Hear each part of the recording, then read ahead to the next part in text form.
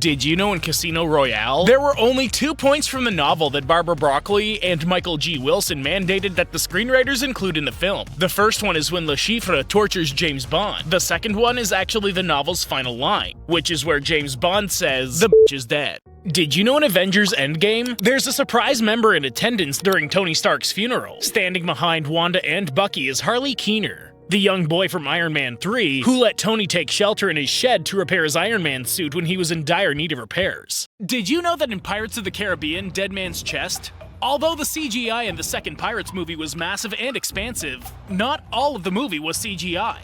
Ultimately, practical effects contribute greatly on the authenticity of a high seas adventure. As a matter of fact, at the climax of the movie, when Jack Sparrow goes face to face with the Kraken, the beast spits at him and blows him away. The spit wasn't CGI though. Apparently it was actual legit slime hurled at Depp. Yikes. Did you know that in Brave, love stories and the arc of Prince Charmings are staple to any fairy tale movies, animated or live-action productions, be it Disney or other studios? But this Pixar movie in 2012 was the first film, and its protagonist, Merida, was the first Disney princess to not have a love interest in the entirety of the film. This was an intentional decision on the directors Mark Andrews and Brenda Chapman's part. The pair explained how young girls have been conditioned to thinking that a Prince Charming has to come and rescue the damsel in distress. Brave's Merida proves that the damsel can save herself from distress, and a prince's gallantry is not always necessary. Did you know in A Million Ways to Die in the West, there's a reference to the popular show How I Met Your Mother in this movie?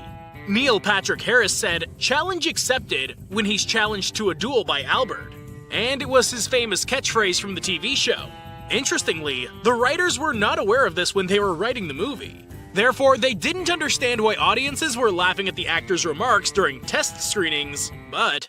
Did you know that in Army of the Dead, you might think there are 2 different types of zombies in the film? The first are the shamblers, the slow-moving, dragging their feet stereotype. Alphas, on the other hand, have sentience, intelligence, and consciousness, even a form of communication. But if you look carefully, you might notice that some of the zombies are robots. In the film, Zack Snyder never explains this, but he confirmed it in an interview.